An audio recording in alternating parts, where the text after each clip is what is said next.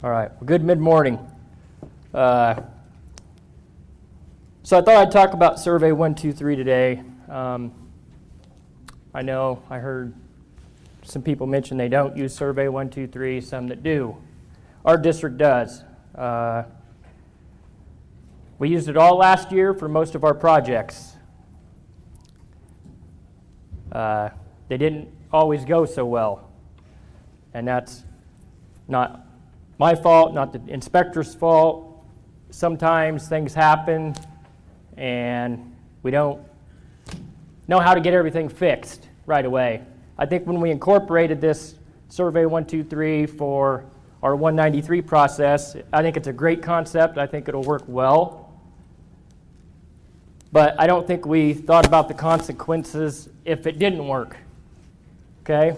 So I just want to go over a couple things that happened in my lab, my district lab in Ames, that happened. And as Steve mentioned before, they're still putting papers in the hot boxes. Was all incorporated because the DOT wanted to go paperless.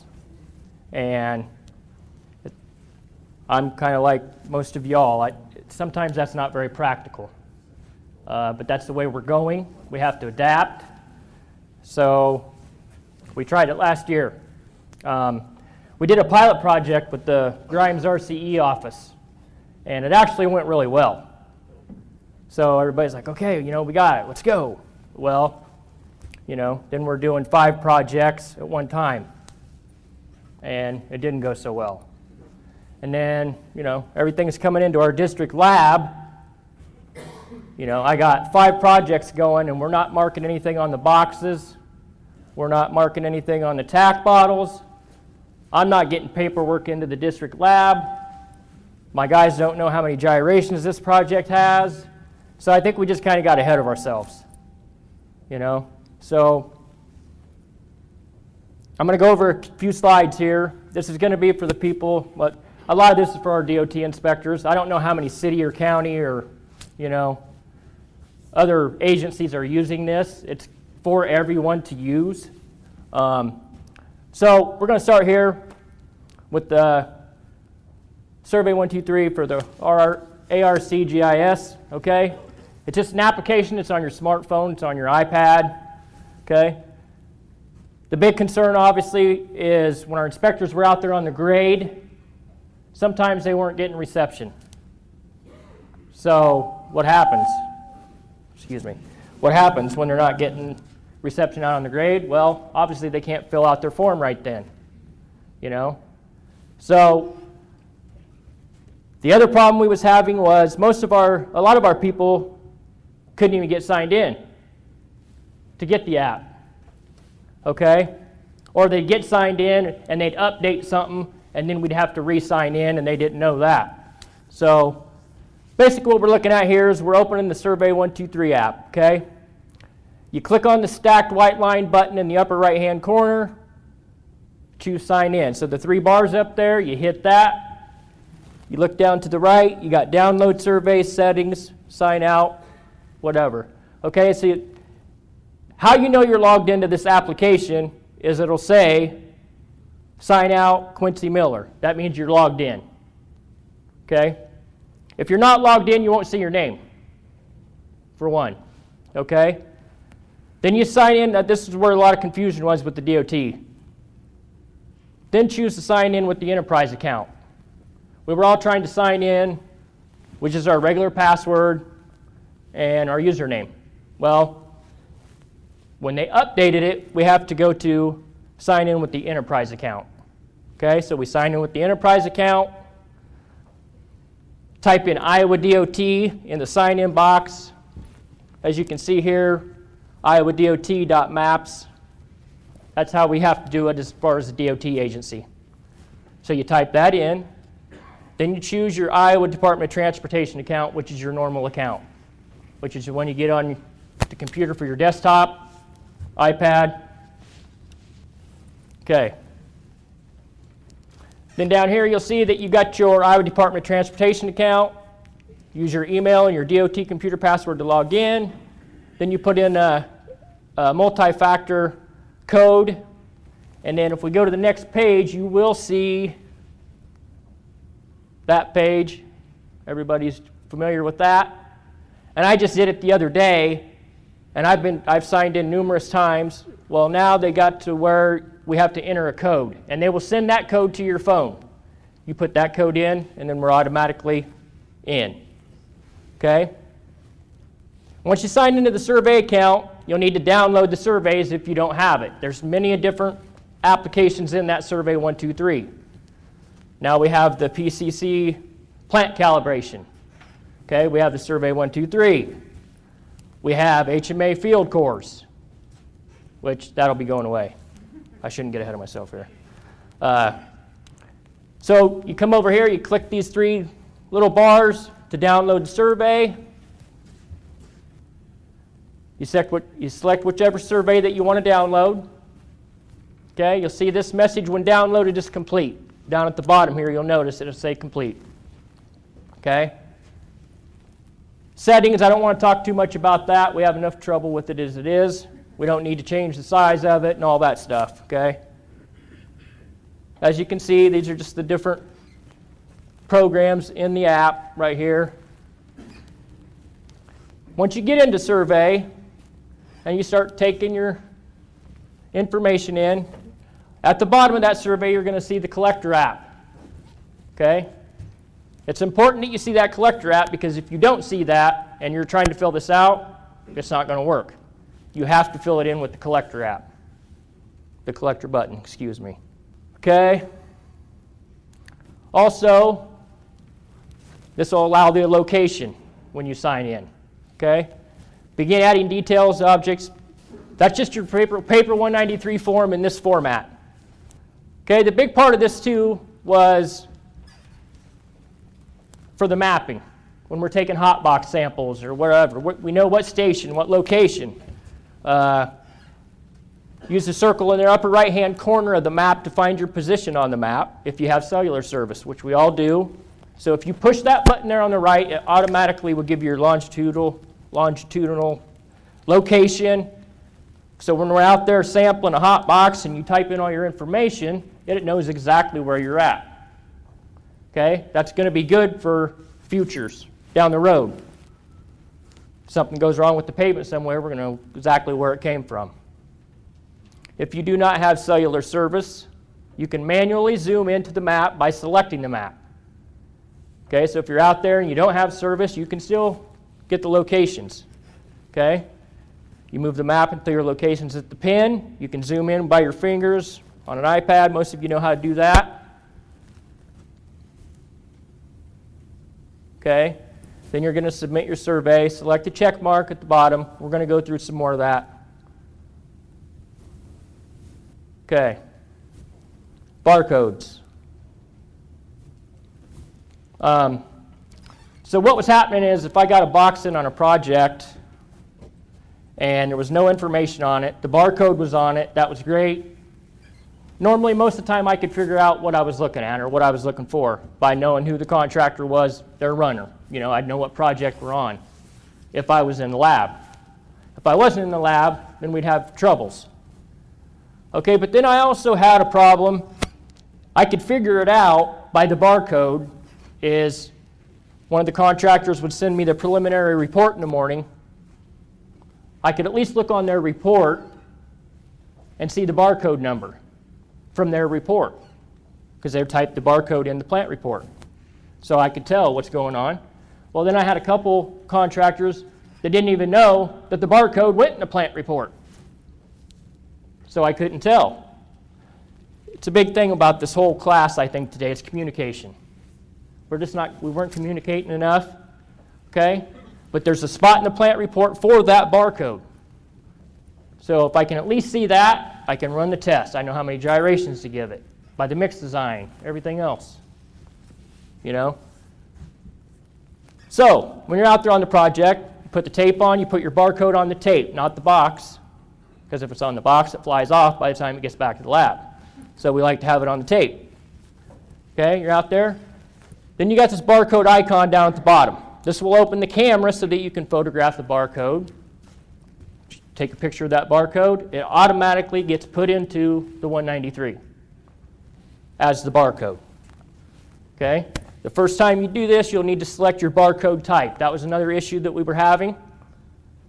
So you got to go back up to the 3 bars, tap the 3 bars at the top right, open the menu, and it's code 39.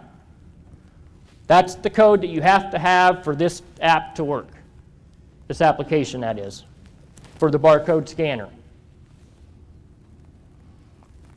It's just telling you here to center the barcode with the frame, touch the screen. Some of them you don't even have to touch the screen, you just get it centered up and it automatically will take the picture for you. And as you see there, put the barcode in. And if you want to take pictures or whatever else, you can. You're allowed to do that. If you see a spot out on the road that's bad, you can take a picture of it and send it in with the 193, whatever you'd like to do. So, before I show you the next part, we ran, in our district, we ran 430 some boxes this year. I bet I didn't have paperwork for 40% of them.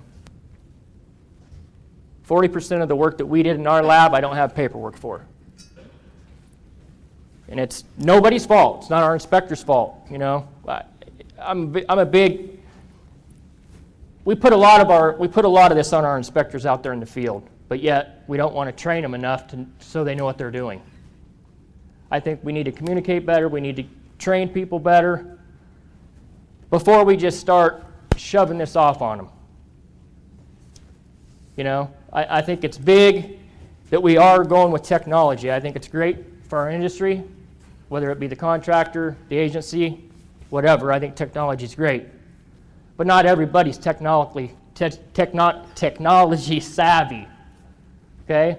I was putting this little piece together last night at home. I mean, I already had it together. I was going over it. Showed my wife. And she's like, oh, that's nice. I can't believe you know how to do that. Well, then my boy goes, Dad, you might want to change that. Well, before I had it in white, and you couldn't see it very well.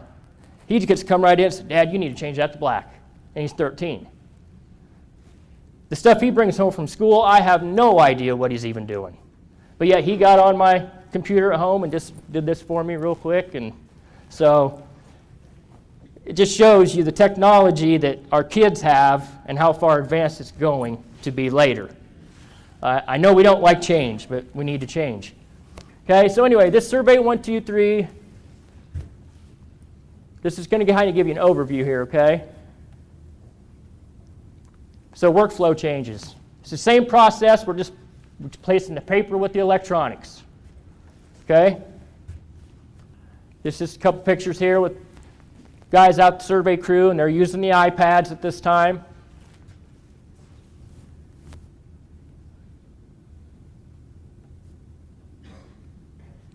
Okay, so data collection survey 1, 2, 3. Currently have our field sample 193 form in production. Primary use HMA is configured to collect a variety of materials. Okay, ready to deploy the HMA core sample. Collection form as well as the PCC lab, as I mentioned before, the calibration in March of this year. I talked to them the other day. They said everything is done as far as the PCC calibration one and the HMA one is good to go. Okay, they're going to develop training through Central Materials for classes and to make this hopefully go a little bit smoother than it did the last time. Okay, this is just a bigger clip so you guys can see it out there of how we're going to get signed into this. You can see the little things down here, collect, outbox, sent. So these are different ones in the 193, the survey 1, 2, 3. You got the 193 form, plant calibration survey, the field core samples. I'm not sure what that other one is. Okay, this is just a couple screenshots here of the 193 form. A lot of drop-down boxes that you don't have to type stuff in anymore. It's getting pretty nice to where you can just do a couple different things.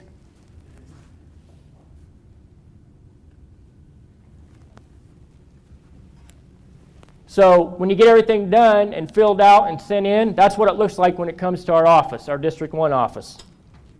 That's the one I did myself, just to see if it was working.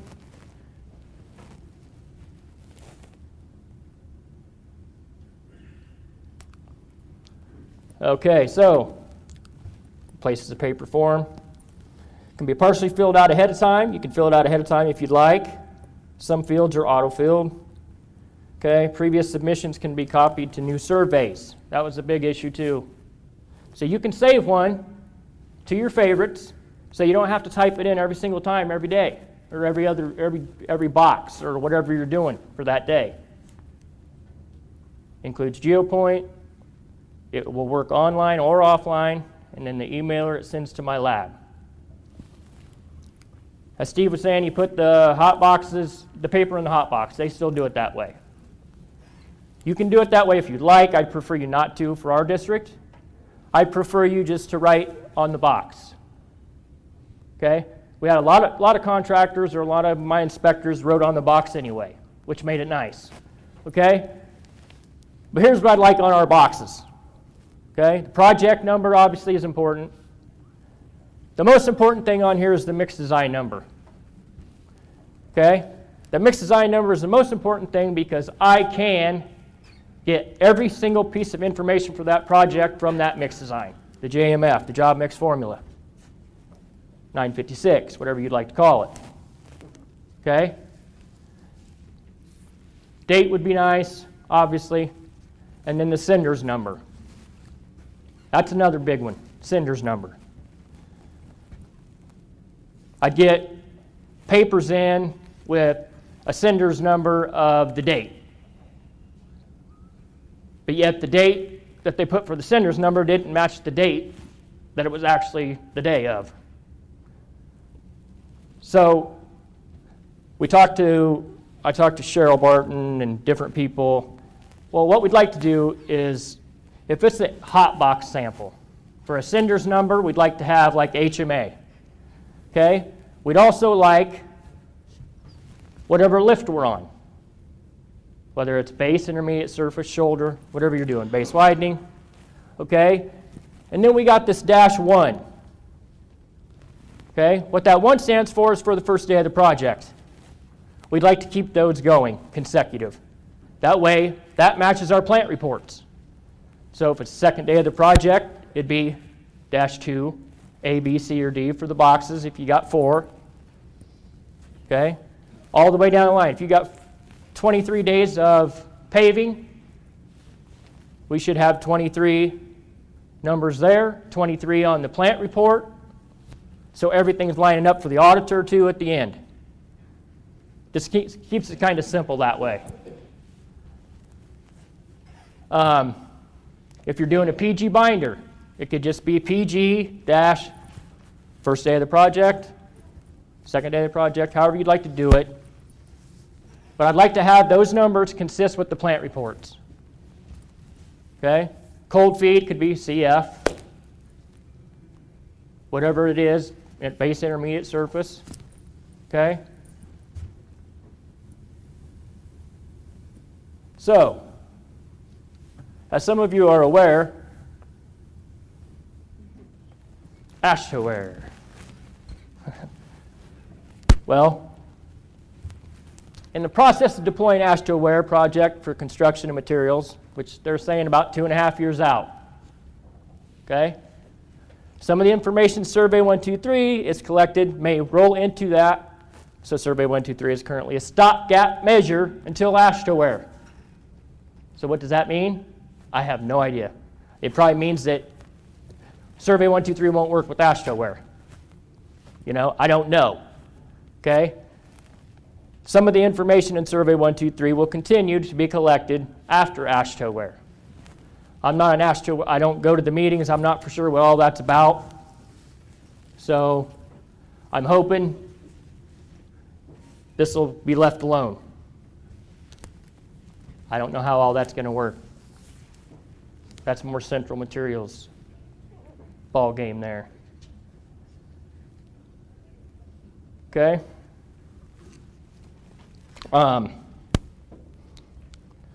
So I know as our inspectors and myself, we're throwing a lot at you. with the new DFR, it's going to be another program you guys are going to try and figure out. And the contractor as well. Contractor's going to be working with this too as far as the DFR. Okay? So what I'd like to do is just go over a couple points here. Okay? If your iPad's not working or whatever, charge your iPad, always bring your paper 193.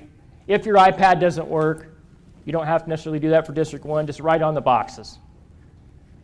I forgot to mention the little tins of binder. We still need to write on those tins of binder. Whether it's 5828H, S, whatever that may be. Project number, mostly everybody does that anyway. Okay? I did have a couple, 4 or 5 tax samples that came in with nothing on the bottle. I didn't get paperwork, so I couldn't run it because I didn't know what it was or where it was from. Keep your user manuals handy. Utilize your favorites function. Okay? That means you can fill out part of the survey beforehand to save time later. Make sure we use barcode 39. Okay, for the ones that want to do the favorites part of it. Okay, this is how you do that. Grab my glasses. Okay, so to set and paste the favorite answers in your survey 1, 2, 3, to start a survey, you're going to fill out the information you intend to save for future surveys. Okay? When you have all that information you want to save, you tap the 3 horizontal buttons at the top, like I showed you before. Okay? That'll be circled in red. Then you're going to set it as a favorites answer. Okay? This will save your answers. Okay? Finish your current survey and submit it. So that's the big part. You have to finish your survey and submit it. Then open a new one. Tap the 3 horizontal buttons at the top. Select paste. That'll save everything over and over again. Okay? Now you have populated your survey with those previously saved answers, and you're going to continue to finish your survey and submit it. As I said before, I know a lot of this information didn't get relayed very well at all. And people get frustrated. I got frustrated in the lab because I didn't know what I had. Our inspectors were frustrated. That's part of the adapting to change, you know. Before I turn it over for questions, I just got I had a baseball coach that I looked up to a lot when I was in Babe Ruth. His name was Junior McCarroll. And he had Parkinson's disease. I didn't know that at the time.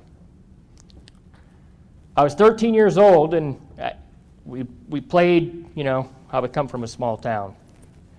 And we always played the same teams over and over again.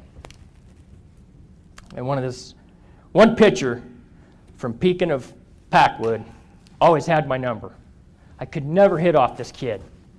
And I was frustrated, I'd get mad, and, you know, my coach told me one day after the game was done, he said, "Shane," he goes, "sit down, I want to tell you something." I said, "Okay." He goes, "Why do you think you can't hit this kid?" And I said, "Junior," I said, "I have no idea. All I know is he throws 100 miles an hour and I can hardly see it when it gets by me." And he goes, "Well, I'm going to tell you something." He goes, "You have to adapt to him. He's adapted to you. He knows how to throw this pitch to get you out. You knew he did adapt to him." So I thought about it for a while, like, okay. And I think that now I look back, I didn't know my coach had Parkinson's disease at that time.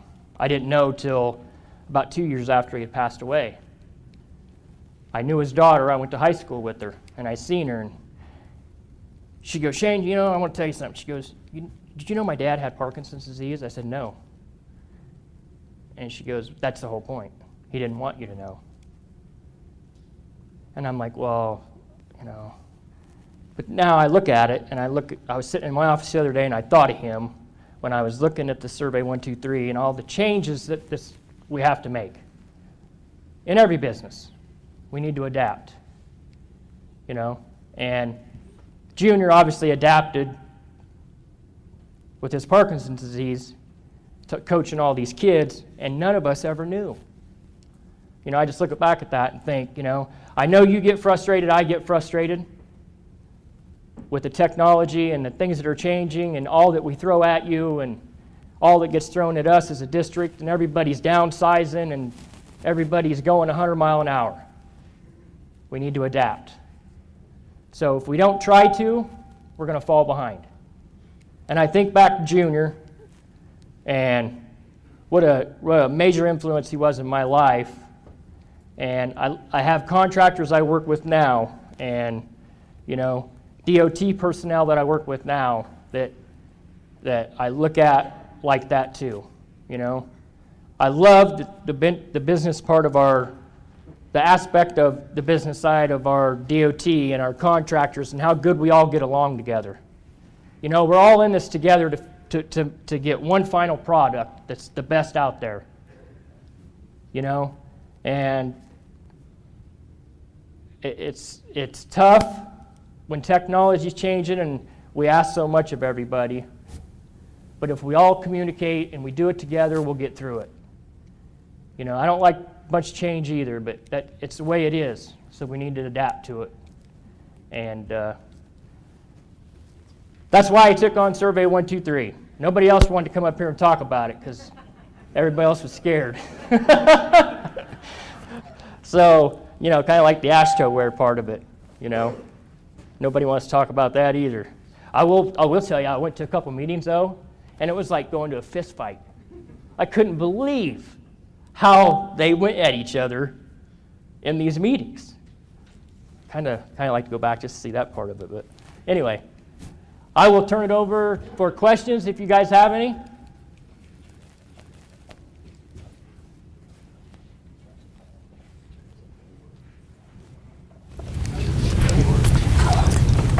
I was just curious. As far as the barcodes and stuff, just call District 1 Lab. That's myself, and I can give those out to you guys if you need them, yeah. Whatever district you're in. Yep, whatever district you're in, they have them.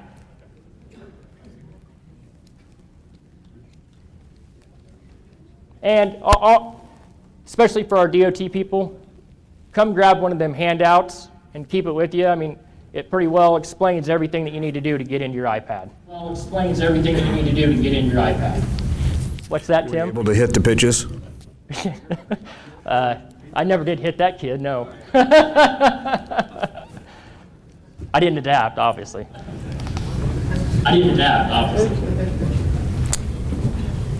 More questions from Shane regarding Survey 123?